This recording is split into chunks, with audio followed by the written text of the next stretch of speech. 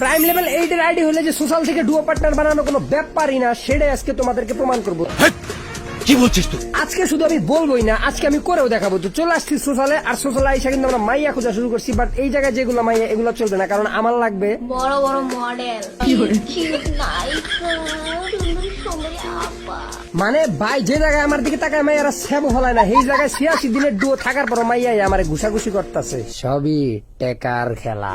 আমাদের এইসব মেয়ে চলবে না, আমাদের লাগবে সুন্দরী সুন্দরী আপা, কিউট কিউট নায়িকা। তো আমরা সামনে কিন্তু একটা পেয়ে গেছি, সুন্দরী সুন্দরী আপা, কিউট কিউট নায়িকা। তো বেশ কিছুক্ষণ তার পিছে পিছে ঘুরার পর এবং নানান রকম কায়দায় তাকে পটানোর চেষ্টা করার পরও ব্যর্থ হয়ে যায়, কারণ সুন্দরী সুন্দরী আপা আর কিউট কিউট নায়িকার এত সহজে পড়ে না। তাই সোশ্যাল থেকে ব্যাগ দিয়ে দেয় এবং নতুন করে আবার স্টার্ট লাগিয়ে দেয়, এবং স্টার্ট লাগিয়ে দেওয়ার পর দেখি আরেকটা মেয়ে পেয়ে গেছে সুন্দরী সুন্দরী আপা। তো তাকে পটানোর চেষ্টা করি, বাট তাকে অলরেডি একজন ট্রাই করতেছে। তো আমিও ট্রাই করতে আর একটা সাহস পাইছি, কারণ প্রাইম লেভেল যেহেতু এইট আছে। তো বাট লাভের লাভ কিছু হয় নাই, তারাও পড়াইতে পারে নাই, আমিও পড়াইতে পারি নাই। মাইয়া ব্যাগ দেওয়া চলে গেছে ভাই। একজন যাবে 10 জন হবে, সমস্যা কি? কারণ প্রাইম লেভেল 8 আসলো, কিন্তু কিছুক্ষণ পর বুঝতে পারি আমার তো কেউ আইতা ছিল না, খালি যাইতা ছিল।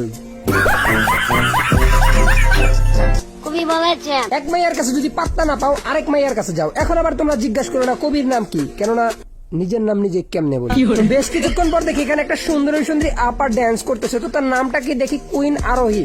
তো ও ভাই ফ্রেন্ড রিকোয়েস্ট পাঠাই দিছে, উঠলাম।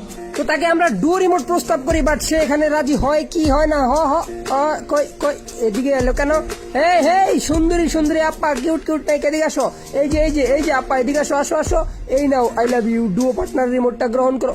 ও ভাই কিত্তি অসম है। তো এখন খালি তাকে কোনোভাবে ফুসলা ফাসলা ডুও পার্টনার বানাইতে পারলেই চলে। আর তার আগে বাংলাদেশের সবচেয়ে কম দামে যারা ডায়মন্ড টপ করতে চান, তারা এফআই টপ থেকে টপ করতে পারে মাত্র 5 থেকে 10 সেকেন্ডের মধ্যে। যে কোনো টপ আপ, উইকলি মান্থলি মানে এনিথিং টপ করতে পারবেন। আর তাদের অফার এন্ড আপডেটের জন্য তাদের টেলিগ্রাম চ্যানেলে জয়েন হতে পারেন। আর তাদের 24 ঘন্টা সাপোর্ট রয়েছে, এবং তাদের ওয়েবসাইটে ভিজিট করার জন্য ক্রমে গিয়ে এফআই টপ আপ অথবা আমার পিন কমেন্টে লিংক দেওয়া আছে, সেখান থেকে যেতে পারেন। তো বেশ কিছুক্ষণ তার সাথে বসে থাকার পর ভাবি বৈশা না থেকে একটু প্রপোজ করি, মায়াটাকে একটু খুশি করি, পড়ানোর চেষ্টা করি।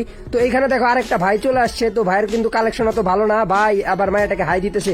ভাই পড়বে না, মাইয়ারা ভাই কালেকশনের পাগল, ভালোবাসার না। তো তাকে নানান কায়দায় বিভিন্ন অঙ্গভঙ্গিতে বিভিন্ন ধরনের ইমোট দিচ্ছিলাম এবং তাকে খুশি করার চেষ্টা করতেছিলাম। তো এখানে একটা ছাপড়িগিরি চলছিল খুব দারুণ ভাবে, আর মেয়েটাও আমার লগে ছাপড়িগিরি করতেছিল। বাট আমার মনে মনে একটা সন্দেহ ছিল যে মায়াটা না আবার জানি সান্ডাওয়ালা আন্ডা হয়ে যায়। তো যাই হোক, এখানে তাকে ইনভাইট করে কিন্তু আমাদের গ্রুপে নিয়ে চলে আসছি। তো তোমরা দেখতে পাচ্ছ, তো এখন আমরা এখান থেকে ব্যাগ দিয়ে চলে আসবো গ্রুপে, আর এখানে কিন্তু গ্রুপে চলে আসছে। তো আমার কিন্তু একটা সন্দেহ রয়ে গেছে, ভাই এটা যদি ডান্ডাওয়ালা সান্ডা হয় তাহলে কিন্তু আমার বাণিজ্য সব চাঁদের দেশে। তো এখানে আবার কারে ডাকে ভাই, এবং আমি ওই গ্রুপ থেকে চলে আসি, কারণ ভাই I don't like any one loves me. ইংরেজি হয় নাই। তো যাই হোক, মায়াটা আমাকে ইনভাইট দিয়ে আমি আবার মায়ের গ্রুপে চলে আসি, এবং মায়াটা আমার ড্রেস চায়। তো তাকে আমি ড্রেসটা দিয়ে দেই, বাট আমি চাচ্ছিলাম তাকে ছেলেদের ড্রেস কেন, তাকে একটা পরীর মতো সুন্দর দেখে ড্রেস দিব। কিন্তু তার জন্য ড্রেস সিলেক্ট করতে করতে তিনি গ্রুপ থেকে চলে যায়। তো বেশ কিছুক্ষণ পর তাকে আমরা আবার ইনভাইট করি এবং সে আমাদের গ্রুপে আসে এবং এই ড্রেসটা তাকে দিয়ে দেয় এবং সে খুশি হয়ে যায়। তো এখন কিন্তু আমরা আবার আমাদের যে ড্রেসটা আছে সেটা পরে নিব, এবং এই জায়গায় কিন্তু তাকে একটা আমরা গ্রুপ ইমোট প্রপোজ করি, এবং সে কিন্তু সেখানে রাজি হয়ে যায়। এবং দেখো আমরা দুজন কি সুন্দর ইমোট দিয়েছি ভাই, জ্বলে নাকি ভাইয়া? তো যাই হোক, জ্বলা কথা না কথা দিয়েছে, এখন আমাকে টেস্ট করতে হবে আসলে সে মেয়ে নাকি ছেলে। তো আমি ডাইরেক্ট তাকে প্রশ্ন করে ফেলি, আপু একটা কথা বলি, কিছু মাইন্ড করেন না? তো সে বলতে, তো আমি বলি ডুও প্লিজ, কেউ হয় না। এবং সে বলে বিকালে, বাট আমি বলি সত্যি হবেন তো? তারপর তাকে আমি ফুসলা ফাসলা বলি না প্লিজ এখনই হন। তো সে বলে আচ্ছা, এবং তাকে আমি আরেকটা জিনিস রিকোয়েস্ট করি, সেটা হচ্ছে প্লিজ আপনার কাছে আরেকটা রিকোয়েস্ট, সেটা হচ্ছে মাইকটা অন করেন। এবং সে বলে সে খাবার খাচ্ছে। তো তারপর সে যখন মাইক অন করে, তার কণ্ঠে হ্যালো শোনা খালি একটা কথাই মনে যাচ্ছিল ভাই, মানে কিস্তিতে টেকা তুলে হলো একটা প্রাইম লেভেলের আইডি কিনতে হবে, যেন এরকম সুন্দরী সুন্দরী মাই আর কিউট কিউট আপু পড়ানো যায়। এবং তাকে আমি জিজ্ঞাসা করি, আপু আপনার নাম কি? আমার নাম আরোহী। তাহলে তো মানে আপনি সত্যি নেই। হ্যাঁ যাই হোক, ভালো আছেন আপনি? হ্যাঁ, এটা আলহামদুলিল্লাহ। তুমি? আমি আলহামদুলিল্লাহ ভালো আছি, কিন্তু কষ্ট একটা ডুও পার্টনার না। প্লিজ আপনি আমার ডুয়ন। হ্যাঁ হবো বললাম তো বিকালে। না এত কথা বুঝি না এখন, প্লিজ আমি আপনার রিকোয়েস্ট পাঠাই যাচ্ছি তাড়াতাড়ি। বিকালে তার সাথে বেশ কিছুক্ষণ আলাপ আলোচনা করার পর যদি সেগুলো তোমাকে শোনাই, তোমরা আবার জলবা বুঝো নাই ভাইয়া, তখন সমস্যা।